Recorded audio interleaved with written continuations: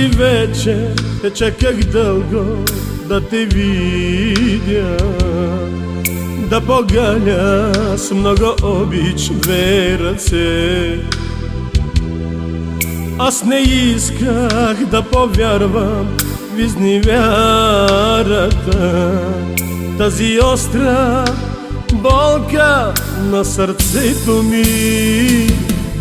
Само спомена ще нося цял живот, да ме грее, да ме топли до смъртта.